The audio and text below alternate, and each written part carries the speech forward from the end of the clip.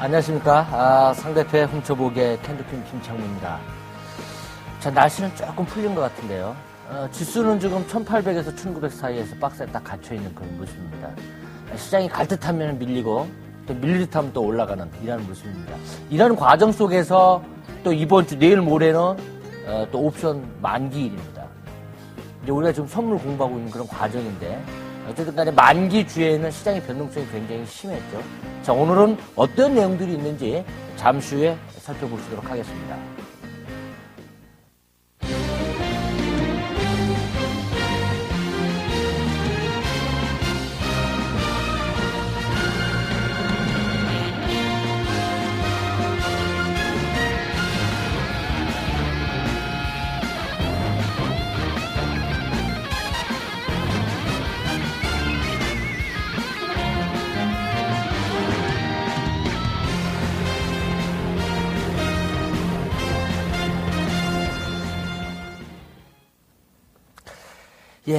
지금 지난주에 이어서 이번 주도 상당히 중요한 강의가 시작이 되고 있습니다.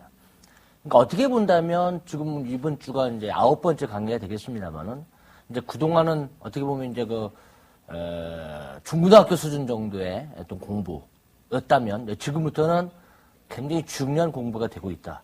그 대표적으로 수급에 영향을 미치는 변수들을 우리가 좀 공부하고 있는데 그게 이제 베이시스입니다. 그래서 베이시스와 프로그램의 관계, 그 다음에 시장의 방향성이 위로 올라갈 것이냐, 아래로 내려갈 것이냐를 이제 영향을 미치는 요소가 미결제 약정인데, 자, 오늘은 프로그램, 베이시스, 그 다음에 미결제 약정까지 오늘 쭉 한번 살펴보시는 그런 부분이 되겠습니다. 자, 일단 오늘 강의 나가기 전에 지난 시간 강의 키포인트를 먼저 화면을 보시면서 한번 점검을 해보도록 하겠습니다. 자, 지난 시간에 배운 내용들을 한번 살펴보도록 하겠습니다. 지난 시간에 역시 우리가 이제 가장 중요한 부분은 시장이 올라갈 건가 내려갈 것이냐, 이런 부분을 이제 분석하는 과정 속에서 우리가 그동안 조금 원시적으로 공부를 했죠. 그게 뭐냐면 원시적인 게 아니죠. 기초를 튼튼히 하는 그런 시장이었기 때문에 그러한 어떤 시간이었기 때문에 그동안 어떻게 이제 시장을 분석했냐면 미래가와 현재가를 비교를 했습니다. 그래서 미래가는 선물가고 그 다음에 현재가는 K200 지수다. 이거 굉장히 중요한 데이터죠. 그 다음에 이제 지난 시간부터는 우리가 이제 요 미래가와 현재가를 조금 더, 디테일하게 좀 공부를 하고 있는데, 그게 바로 이제 베이시스라는 거죠. 그래서 지난주에는 베이시스가 뭐다라는 걸 배웠습니다. 베이시스라는 거는 선물 가격하고 현물 가격, 소위 말해서 K200 지수와 선물 가격을 비교를 해서 이 두 녀석의 가격 차, 이거를 베이시스라고 합니다. 굉장히 중요한 내용이죠, 요거 베이시스. 제가 지난번에 말씀드렸습니다만 이 베이시스라는 게 100 중에서 30에서 50 이상을 차지하는 그런 중요한 데이터다. 이렇게 제가 여러분께 말씀을 드렸고, 그 다음에 이 베이시스가 왜 중요하냐? 이 베이시스라는 거는 프로그램 수급에 영향을 미치는 상당히 중요한 모멘텀이었기 때문에 그렇다. 그렇게 말씀을 드렸고요. 그러면 프로그램이 왜 중요하냐? 프로그램이라는 거는 오늘 좀 더 구체적으로 말씀을 드리겠습니다만, 지난주에 이제 그림 하나를 제가 살짝 보여드리고, 개념 정도, 정의 정도에서 설명을 마쳤습니다만, 오늘 조금 더 디테일하게 들어갈 겁니다. 그래서 이 프로그램은 도미노 현상을 초래한다. 지난 시간에 여기까지 배웠죠? 근데 왜 도미노 현상을 초래하느냐? 그 이유를 명확히 알아야 되겠죠? 그래서 이 프로그램 수급은 결국은 시장의 변동성을 초래한다. 자, 오늘도 시장이 굉장히 급등락이 심했죠. 그 이유는 바로 이 프로그램 수급에 있습니다. 그래서 왜 그러냐라는 그 이유를 좀 더 자세히 살펴보도록 합니다. 자, 여기까지가 이제 지난 시간에 우리가 또 배웠던 강의 키포인트였고, 자, 그 다음에 이제 오늘 주제를 이제 구체적으로 한번 살펴보도록 하겠습니다.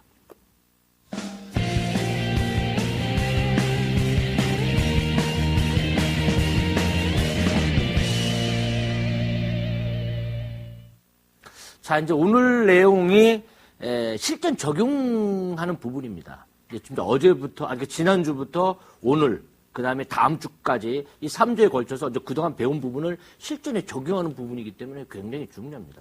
결국은 꽁 잡는 게 매이기 때문에 보통 이제 제가 상담을 하거나 아니면은 여러 가지 이론 교육을 강의하는 그런 과정 속에서 우리 일반 투자자 여러분들이 좀 간과하는 부분이 있습니다. 그게 뭐냐면 공부하는 부분하고, 그러니까 소위 말해서 이론적인 부분하고 실전에 적용하는 부분을 서로 다르게 가져간다는 거죠. 절대 그래서는 안 되는 거죠. 공부하는 이유는 뭐냐? 우리가 예를 들어서 베이시스를 배우고 미결제약정을 배우고 선물가를 배우고 이런 하는 이유는 뭐냐면 실전에서 돈을 벌기 위해서 하는 겁니다. 이 강의의 목적이 여러분께 계속 말씀드립니다만은 이 강의의 목적은 주식 투자를 더 잘하기 위해서 합니다. 주식 투자를 더 잘하기 위해서. 그 얘기는 다시 뒤집어 본다면 시장에서 돈을 많이 벌기 위한 겁니다.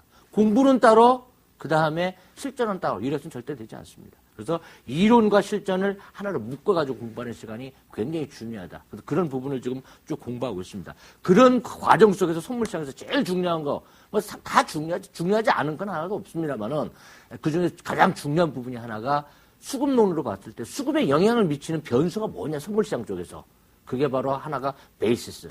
그 다음에 이제 오늘 또 배우게 될 미결제약정. 그래서 어떤 측면에서 본다면 선물시장 쪽에서 이 두 가지만 알면 된다는 거죠. 베이시스하고 미결제약정. 이 두 가지가 선물의 전부다. 이렇게 보시면 됩니다. 오늘 이제 그런 측면에서 이제 공부를 할 것입니다. 자, 근데 이제 구체적으로 이제 오늘 공부를 좀 해보겠는데, 베이시스의 실전 적용 부분에 대해서 이제 한번 살펴보도록 하겠습니다.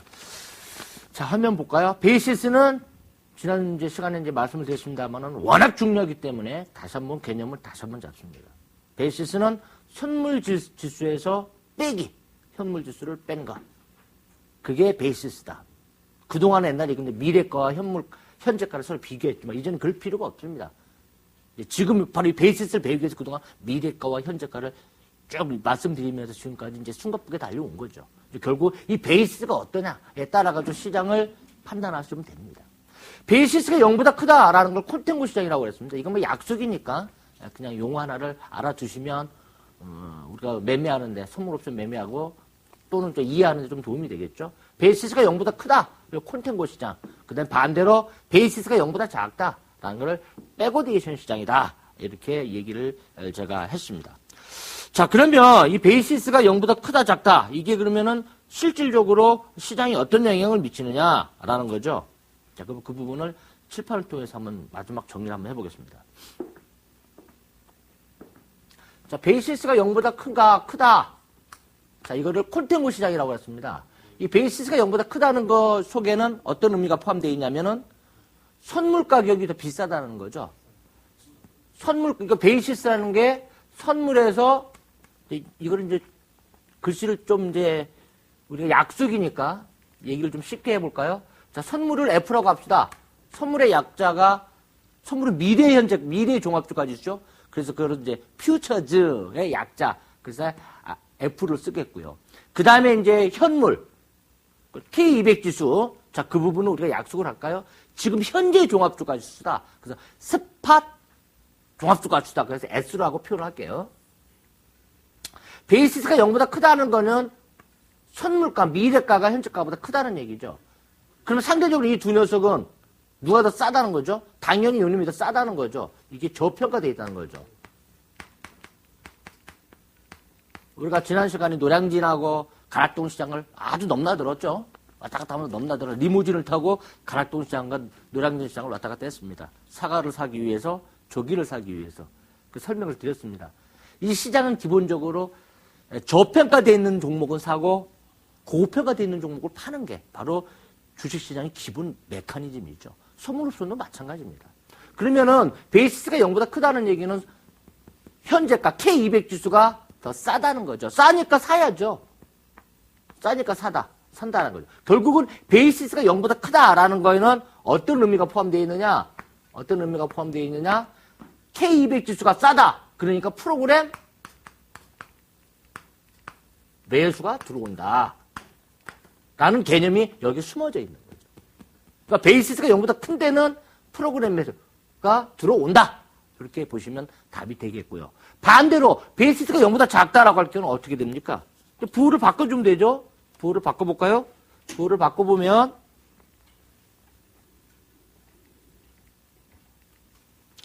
자, 이제는 베이시스가 0보다 작다라는 얘기는 무슨 얘기가 됩니까?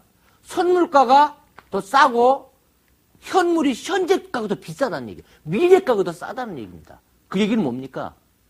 앞으로 미래 종합주가지수가 별로 좋지 않을 거라는 얘기다.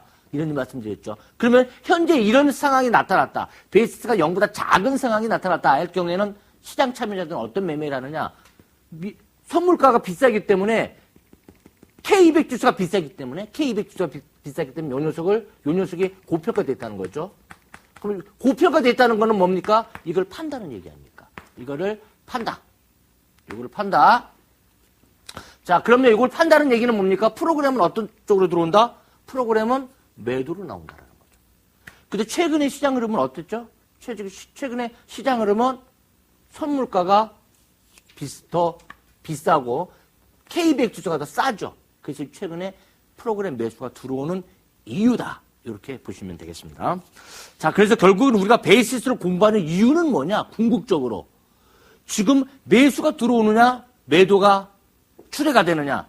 수급적인 측면에서 지금 일반적으로 여러분 재테크의 기본은 매수하는 사람이 많으면 주가는 올라가게 돼 있고 그 다음에 매도하는 사람이 많으면 주가는 밀리게 돼 있다는 거죠. 근데 베이시스가 0보다 크다라는 얘기는 지금 매수하는 사람이 많다. 여러분 이렇게 정리를 하시면 되겠습니다. 자, 그 다음에 이제 베이시스를 우리가 공부하는 이유는 프로그램 수급이 어떨 것인가를 알기 위한 겁니다. 수급에는 두 가지 시장 수급이 있다고 그랬죠. 하나는 인간들이 매매하는 시장 수급. 그거를 저는 이제 여러분 이해하기 쉽게 인간 시장이다. 이런 말씀을 드렸고, 기계들이 매매하는 시장. 그걸 여러분들이 이제 익히 귀에 들으신 내용, 바로 프로그램 매매입니다. 그러니까 수급은 두 가지인데, 그 중에 이 기계의 수급을 알기 위해서는 베이시스를 알아야 된다. 근데 베이시스가 0보다 크냐 작으냐에 따라가지고, 아하, 프로그램 매수가 들어올 가능성이 있구나, 프로그램 매도가 나올 가능성이 있구나, 이렇게 이해를 하시면은, 두 개의 수급 중에서 한 개의 수급은 일단 여러분들이 이해를 하고, 예측을 하고 시장에 대처할 수 있다는 거 굉장히 중요하죠. 그래서 요즘에 고수업 하도 안 친 지 오래돼가지고 잘 모르겠는데, 고수업 치다 보면은 3명이 치나요? 3명이 치면은 한 사람당 몇 장씩 갖고 있나요? 7장씩 갖고 있나요? 그래서 7장이라고 제가 칩시다. 제가 이거 하도 오래돼서 잘 모르겠는데, 제가 7장 갖고 치게 됐는데, 7장 중에서 결국 프로그램 수급을 안다는 얘기는 상대가 가지고 있는 7장의 하트 중에서 적어도 반은 어떤 패가 들고 있는지를 알고 치는 거죠. 전혀 모르고 치는 거하고 상대방의 패 중에서 절반을 알고 친다는 거하고는 벌써 게임이 다르다는 거죠. 바로 그런 측면에서 베이시스는 무지하게 중요하다. 대단히 중요하다. 또 결국은 다시 한번 결론적으로 말씀드리면 베이시스를 공부하는 이유는 프로그램 수급을 우리가 미루어 예측하기 위한 거다. 그런데 프로그램을 좀 구체적으로 알 필요가 있다는 거죠. 그래서 지난 시간까지 여기까지 얘기했죠. 프로그램이라는 것은 자동 매매 시스템, 기계에 의한 바스켓 매매다. 이렇게 제가 지난번에 말씀드렸고, 프로그램에는 두 가지가 있다. 차익 프로그램이 있고 비차익 프로그램이 있다. 자, 이제 이 부분에 대해서 좀 구체적으로 설명드릴 필요가 있습니다. 제목을 쭉 한번 읽어볼까요? 차익은 베이시스, 우리가 지금 말씀을 드렸죠. 베이시스에 기반을 둔 무위험 거래다. 차익 프로그램은 위험이 없는 거래예요. 자, 이거 말씀드리면서 지난 시간에 노량진 시장 사과하고 가락동 시장 사과가 말씀드렸습니다. 두 시장의 가격차가 서로 다를 경우에는 가격이 같아질 때까지는 계속 그 거래를 한다. 결국 무위험 거래죠. 위험이 없는 거래입니다. 그 우리나라 기관 투자가들의 99%가 전부 이매매라고 있다는 거죠. 이매매. 그렇기 때문에 여러분들은 반드시 이 차익 프로그램에 대해서 명백하게 아셔야지. 다시 말해서 차익 프로그램에 대해서 정확하게 알기 위해서는 베이시스를 정확히 알아야죠. 이 베이시스만 알게 되면은 우리나라 기관 투자가들의 메커니즘은 여러분 알고 가는 거다. 굉장히 중요하죠. 그래서 이거는 그런 어떤 강의하시는 분도 있죠. 별표 몇 개, 밑줄 쫙 해도 몇 개를 해도 지나치지 않습니다. 그 정도로 중요한 수급입니다. 여러분들이 적어도 수급론적으로 시장에 접근한다라는 측면에서 본다면 차익 프로그램은 반드시 아셔야 됩니다. 그 다음에 프로그램에는 차익 말고 또 비차익이라는 게 있는데, 비차익은 기관 펀드의 정책적 프로그램에 대한 거래다. 이렇게 지금 말씀드렸습니다. 그 소위 말해서 여러분들이 이제 연말에 보면 배당 투자라든지 지수가 좀 많이 밀리게 되면은 연기금에 기관 투자가들을 이제 동원해가지고 물건을 좀 사죠. 지수가 많이 밀리면은 인위적으로 좀 받치는 그런 부분이 있습니다. 그래서 제가 그 내용을 이름을 좀 이렇게 정책적인 내용이 좀 있다 이렇게 말씀드렸습니다. 그래서 이 프로그램의 차익과 비차익 두 녀석의 성격이 조금 다릅니다. 이걸 좀 더 구체적으로 한번 살펴볼 필요가 있겠습니다. 자, 이제 그럼 차익 프로그램과 비차익 프로그램 구체적인 내용을 한번 살펴보도록 하겠는데, 차익 프로그램이라는 게 뭐냐? 차익 프로그램은 아까 말씀드린 대로 베이시스에 기반을 둔 프로그램이 차익 프로그램이다. 자, 칠판에 좀 정리를 하면서 그 부분을 좀 요약을 좀 해보겠습니다. 차익과 비차익의 차이점. 다 같은 기계 매매가 아닙니다. 다 같은 기계 매매가 아니고요. 차이가 있는데, 말씀드린 대로 프로그램에는 차익 프로그램과 비차익 프로그램으로 나눠볼 수가 있다. 자, 근데 이 두 녀석의 차이가 뭐냐? 차익의 모멘텀은 베이시스다. 그러니까 비차익은 모멘텀이 없습니다. 이거는 정책적인 부분입니다. 자, 그 다음에 두 번째 시장의 차이는 뭐냐? 차익은 둘 다 바스켓 매매를 합니다. 뭉뚱그려서 한 방에 사고 팝니다. 바스켓 매매. 둘 다 바스켓 매매인데 차익은 시가총 1등부터 200종목을 한 방에 매매하는 거예요. 그러니까 이걸 사람이 일일이 못하죠. 어느 순간에서 지금 시가총 1등 종목이 삼성전자죠. 삼성전자부터 막 해가지고 200종목을 어떻게 다 넣어요? 순식간에 못 넣죠. 그러니까 이거를 기계가 넣는 거죠. 그래서 제가 이 두 녀석을 처음에 설명드릴 때 프로그램은 기계 매매다라고 한 이유가 그겁니다. 사람이 어떻게 200종목을 1등부터 200종목을 전부 집어넣습니까? 못하죠. 사고파.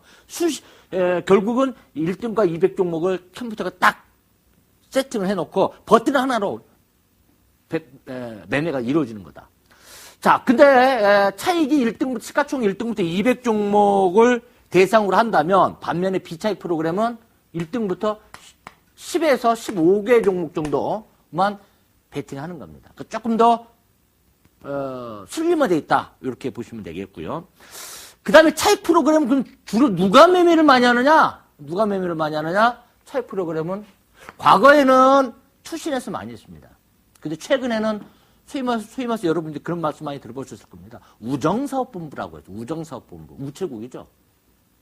주로 지금의 프로그램은 대부분이 차익 프로그램은 이제는 투신해서 우정사업본부로 대부분이 넘어갔습니다. 우정사업본부, 그러니까 차익 프로그램 매매의 99%가 우정사업본부 거다. 이렇게 보시면 되겠고요.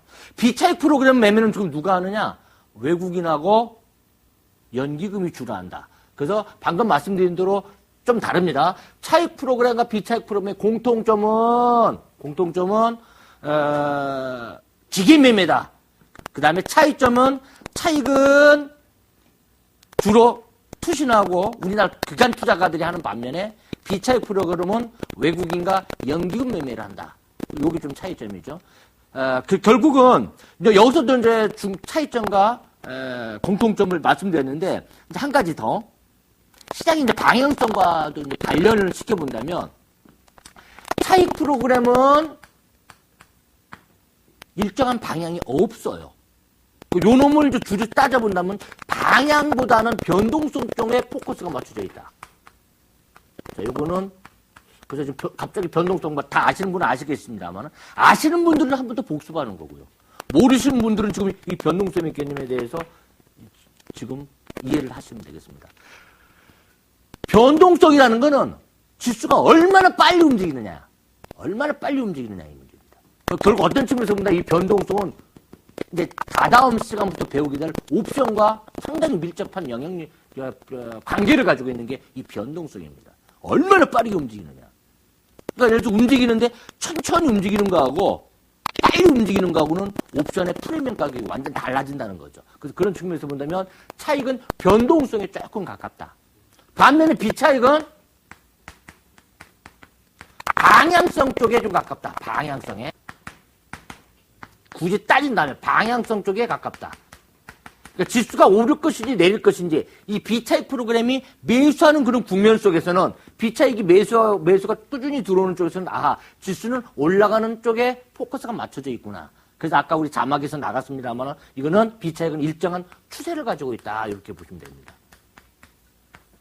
차익은 일정한 추세는 없지만 시장의 변동성과 관련이 된다. B차익은 방향성과 관련이 된다.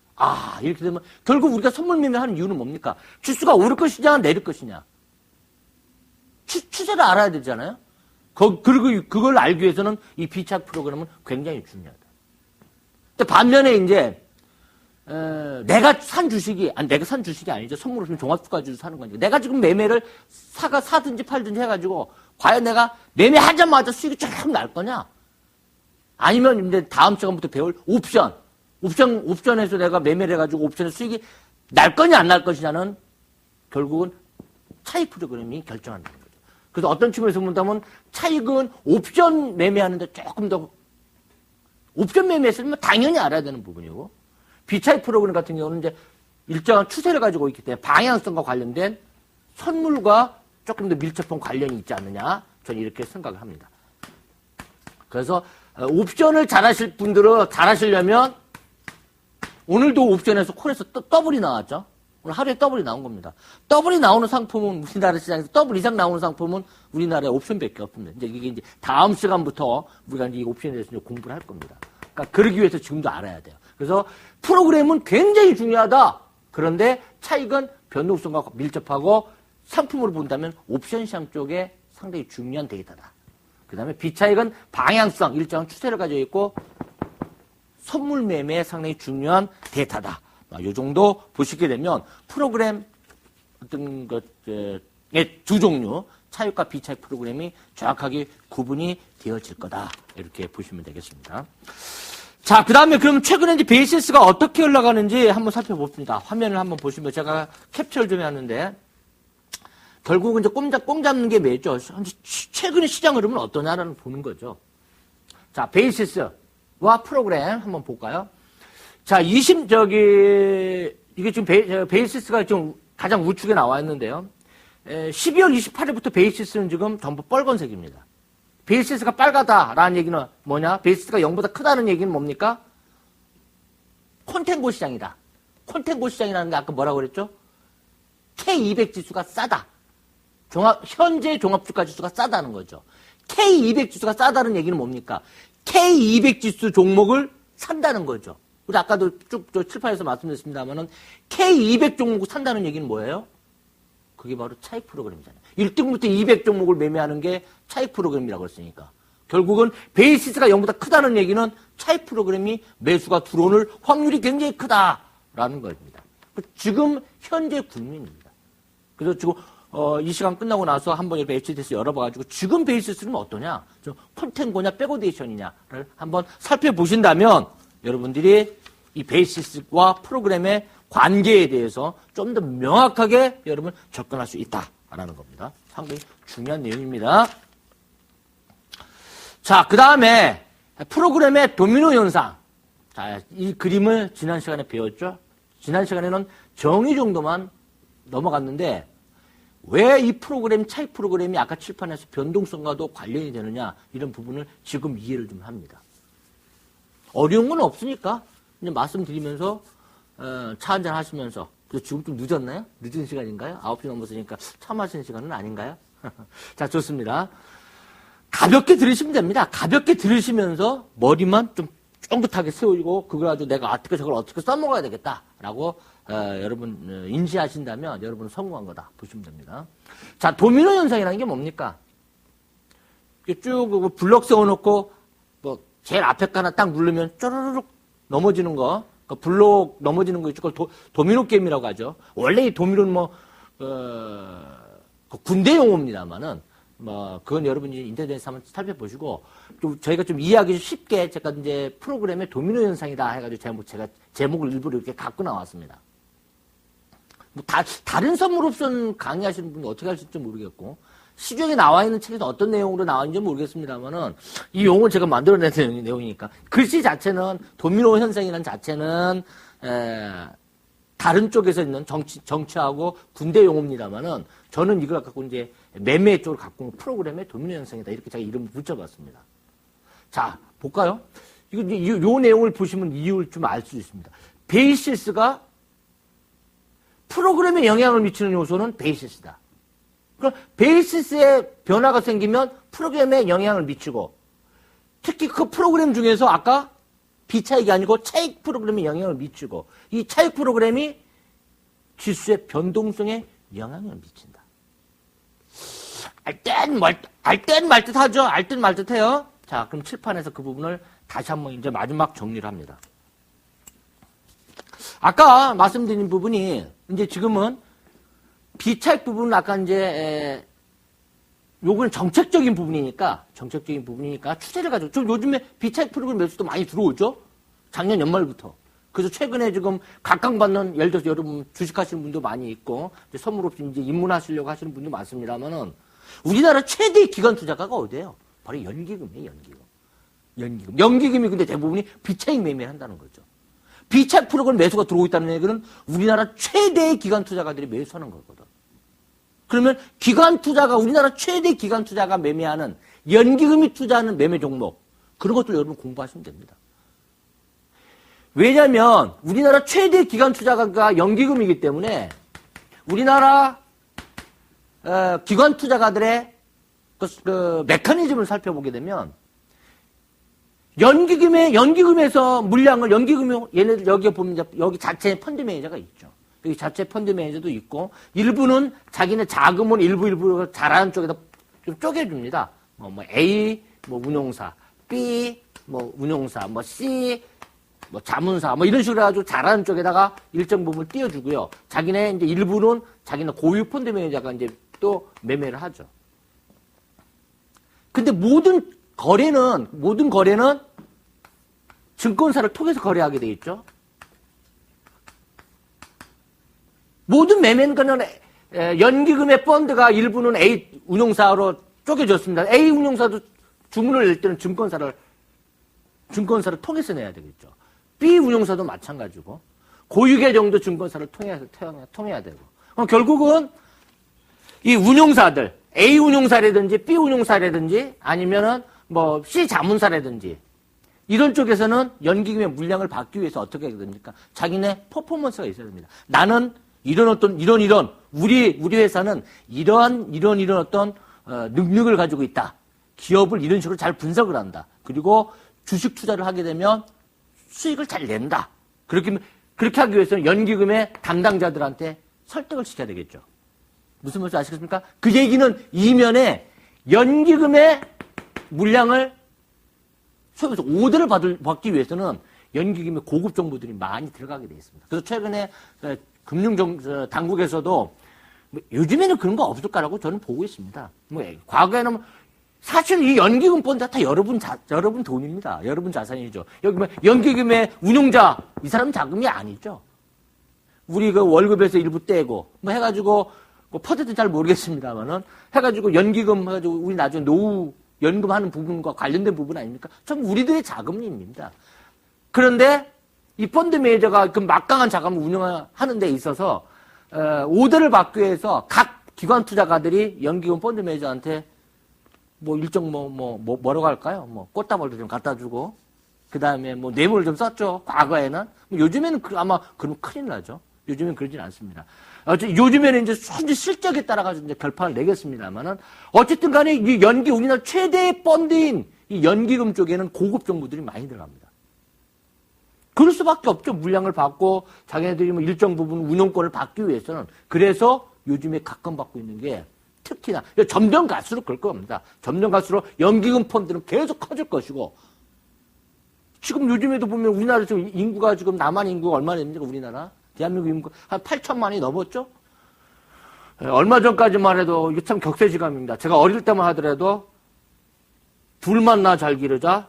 좀 지나니까 아들, 딸 하나만 잘 기르자. 지금은 많이 날수록 좋다. 많이 날수록 좋다. 이 인구가 많아지면 연기금이 많이 모여지겠죠. 결국은 연기금 펀드는 활성화가 된다는.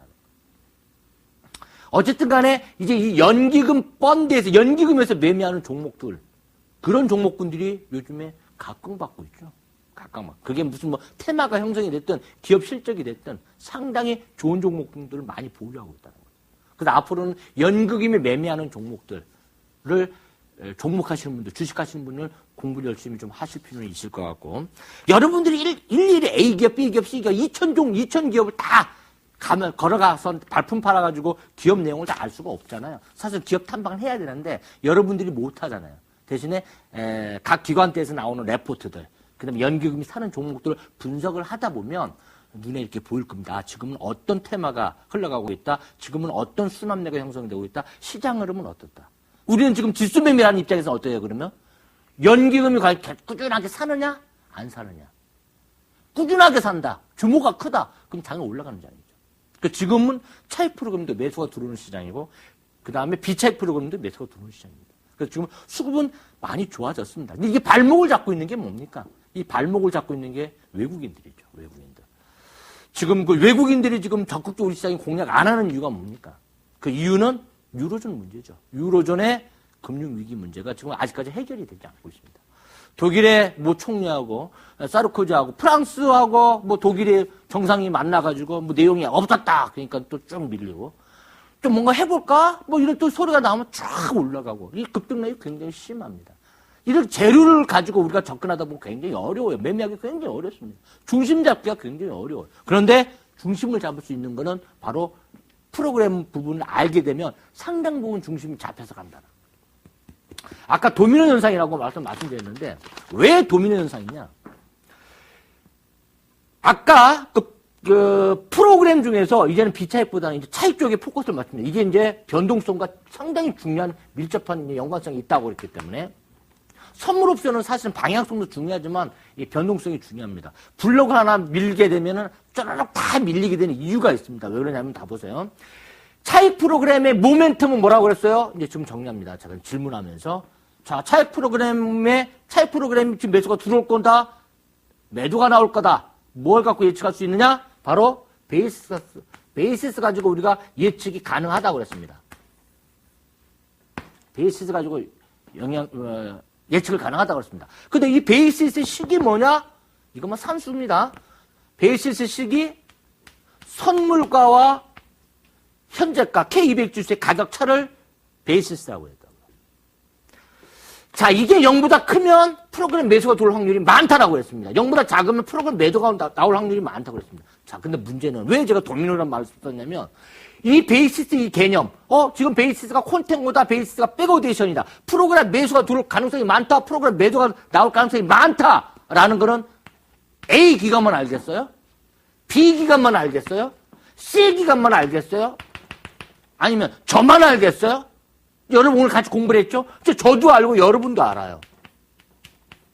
그러면은 이거를 이제 ABC 기관들, 이걸 이제 블록이라고 생각해 보세요. 블록. 저도 그렇고 여러분도 그렇고. 베이시스 콘텐고 베이시스 백오데이션 여러분도 알고 이제 저도 이제 알기 시작한 거야. 몰랐을 때는 기관 투자자들의 전유물이 됐지만 이제 저랑 여러분이 이제 지난주 오늘 딱 공부를 했기 때문에 다 압니다. 베이시스가 0보다 크다. 매수가 들어온다. 그럼 어느 한 기관에서 A 기관에서 버튼 하나 딱 누른다고 해요. 버튼을 딱 하나 눌러요. 야, 지금 프로그램 매수 타이밍이 왔다. 버튼 딱 누르면은 1등부터 200 종목이 쭉 매수가 들어갑니다. 그러면 A 기관만 그걸 압니까? 베이스가 콘텐고라는 거. B 기관도 알죠? 그러니까 어느 한 군데서 버튼 누르면은 자동으로 눌러지는 거지. 속도가 어떻게 했어요? 빠르겠죠. 속도가 빠릅니다. 이게 바로 그래서 블록 하나를 딱 건드리면은 B, C, D 쭉 그다음에 여러분 저까지 매수에 들어가게 됩니다. 이래서 제가 제목을 프로그램의 도미노 현상이다라고 말씀드린 이유가 여기에 있습니다. 야, 이거 봐라. 한 군데만 매매하는 게 아니고 A, B, C, D 여러분 저까지 다 매매가 일시에 들어온다고 순간적으로 들어옵니다. 그렇기 때문에 얼마나 빨라지겠어요. 굉장히 속도가 빨라집니다. 그래서 제가 차익 프로그램은 변동성과 밀접한 영향력을 가지고 있다. 오늘 어땠어요? 오늘 적어도 종합주가지수가 20% 이상 뜨는 날은 차익 프로그램에 당연히 영향이 있습니다. 마찬가지 20% 이상 밀렸다.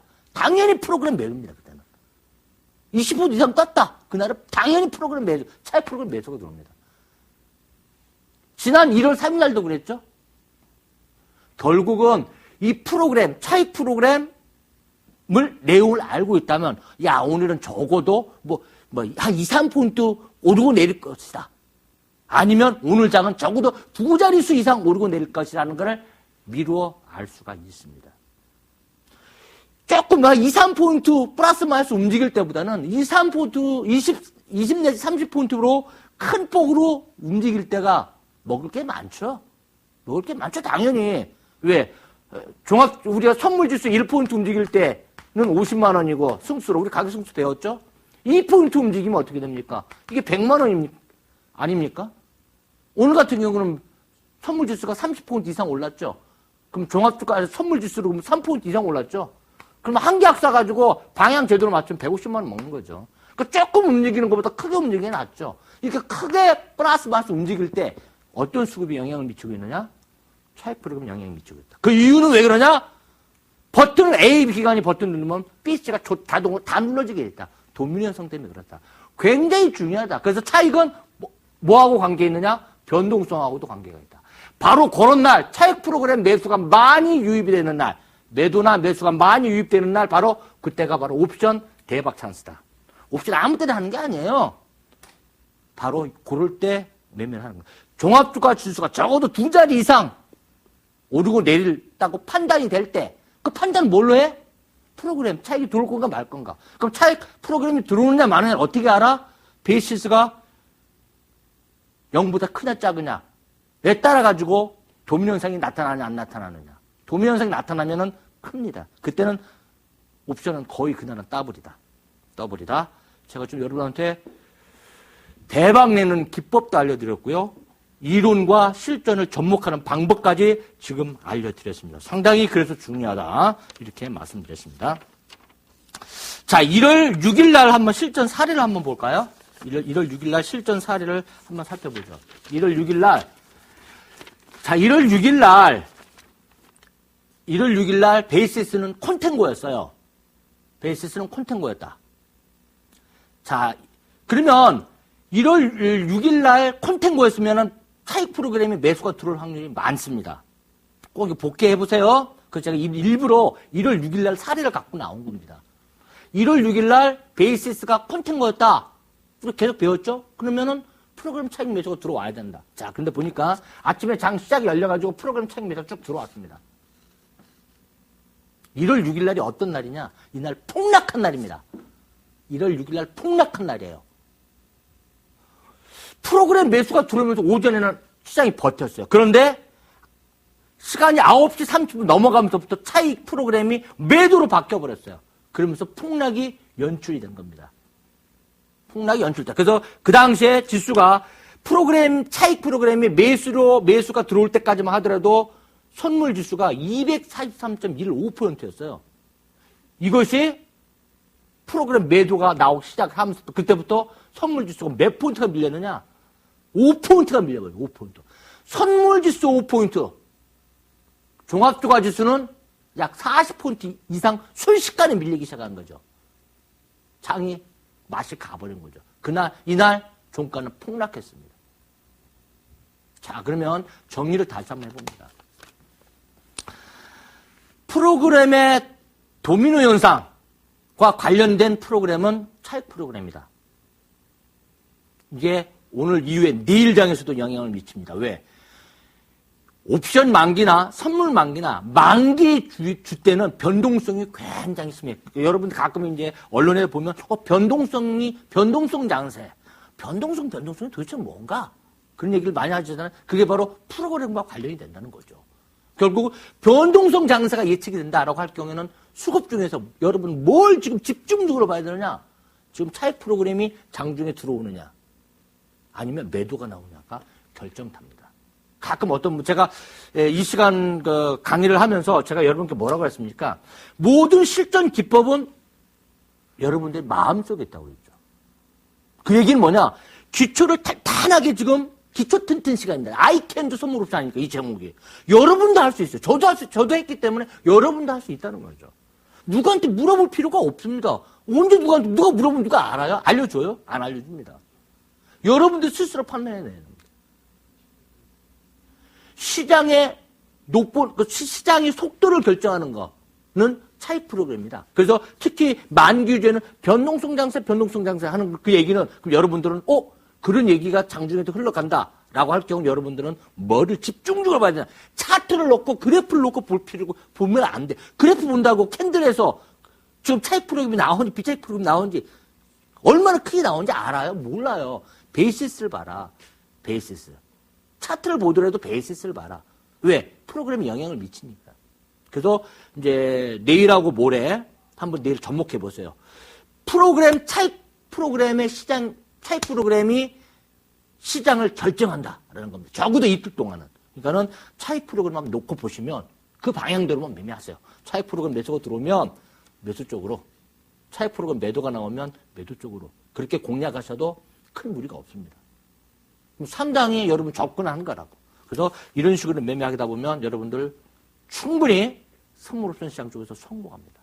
대부분의 어떤 분들은 그래요. 평상시에는 매매를 잘 합니다. 매매를 잘 하는데 만기주에만 들어오면, 그게 이번 주처럼 만기주에만 들어오면 시장이 워낙 크니까, 그러니까 우리 개인 투자자 여러분들이 이때 매매를 잘합니다. 우리 개인 투자자 여러분들은 이 박스 매매 잘하죠. 이 박스 매매.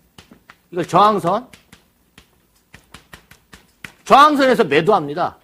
지지선에서 매수합니다. 이게 대부분 우리나라 시장 참여자들의 주 전략입니다.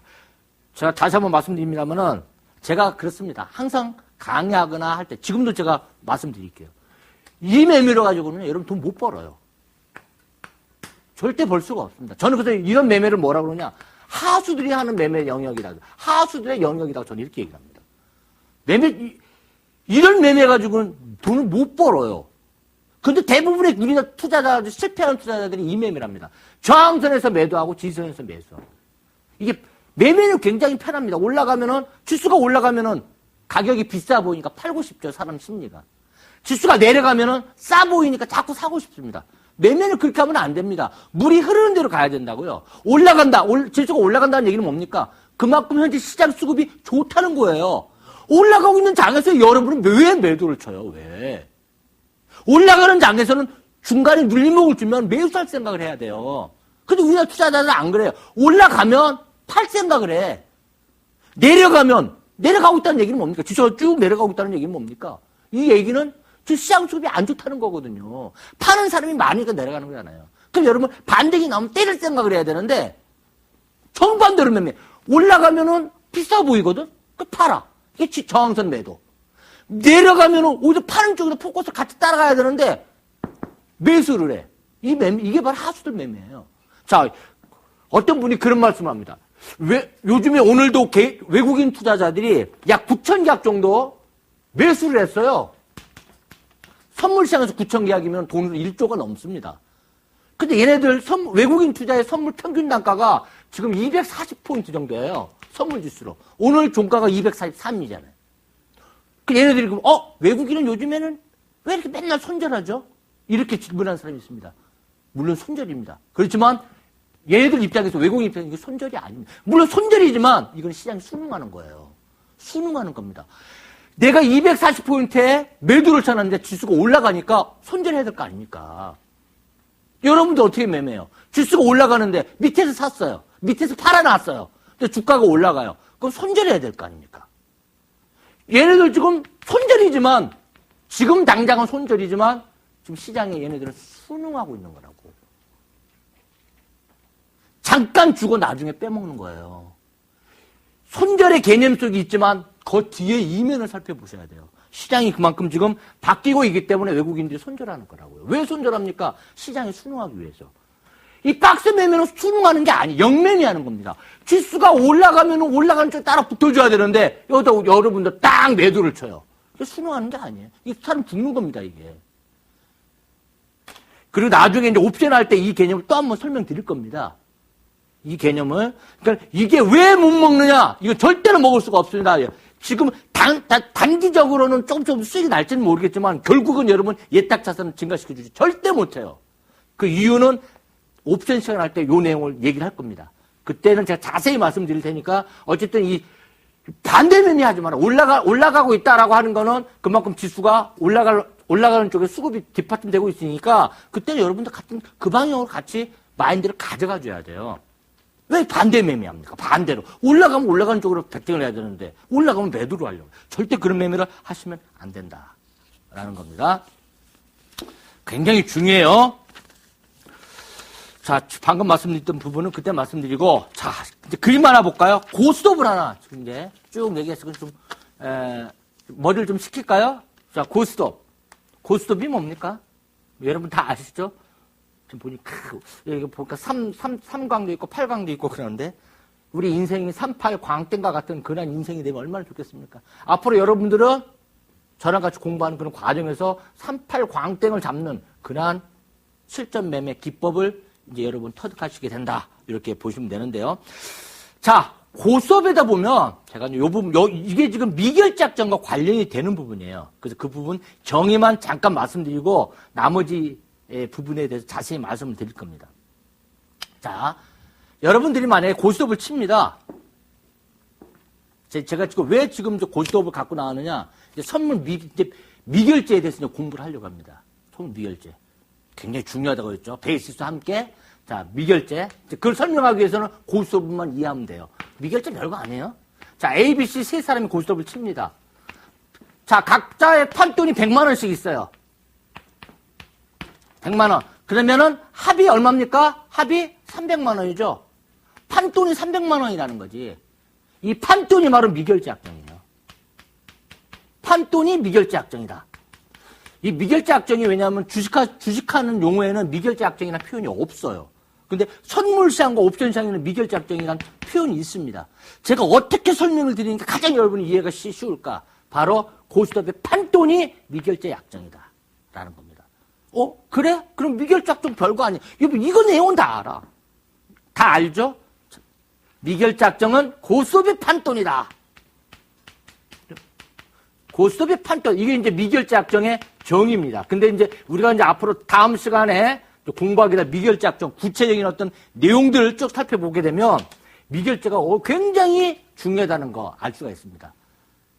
그래서 지금 결국 선물 옵션 시장 쪽에서 현물이 없는 내용이 하나가 미결제 약정, 그 다음에 좀 전까지 공부했던 베이시스. 이 두 가지만 사실 여러분 정확히 아시면 선물 별거 아닙니다. 여러분도 이제는 거부가 되실 수 있습니다. 지금 당장은 거부가 아니지만 이게 하나씩 모이다 보면 여러분들은 반드시 시장에서 승리하게 됩니다. 주식도 잘하고 선물 매매도 잘하고. 되셨죠? 자, 이제 미결제 약정 고스톱 판돈까지 요 정도까지만 여러분들이 머리에 딱 두시고 이제 다음 주에 미결제 약정이 구체적으로 미결제 약정이 어떤 거라는 거를 이제 구체적으로 공부하게 될 겁니다. 자, 지금까지가 제가 오늘 이제 준비한 내용이었습니다. 오늘 미결제 약정의 정의까지만 간단하게 설명드렸죠. 자, 오늘 어떤 내용들을 공부했는지 한번 자막으로 쭉 한번 살펴보시기 바랍니다.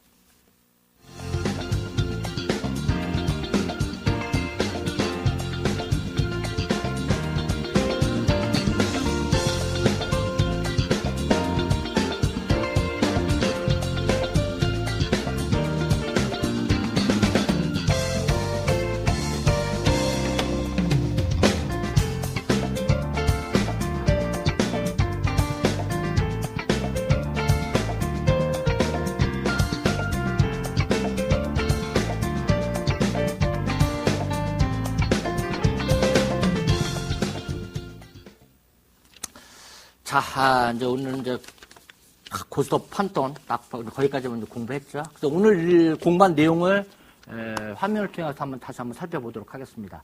베이시스와 프로그램의 상관성. 왜 베이시스를 공부하는 이유가 뭐냐? 바로 차이 프로그램이 어떻게 전개될 것인가. 이걸 알기 위해서 하는 거예요. 그 다음에 이제 도미노 현상까지 이제 공부를 했습니다. 자, 이제 다음 주에는 미결제 약정에서 이제 본격적으로 공부를 할 것입니다. 자, 오늘 늦은 밤 여러분 고생 많으셨습니다. 이상 상대표 훔쳐보기의 캔두킴 김창무였습니다. 감사합니다.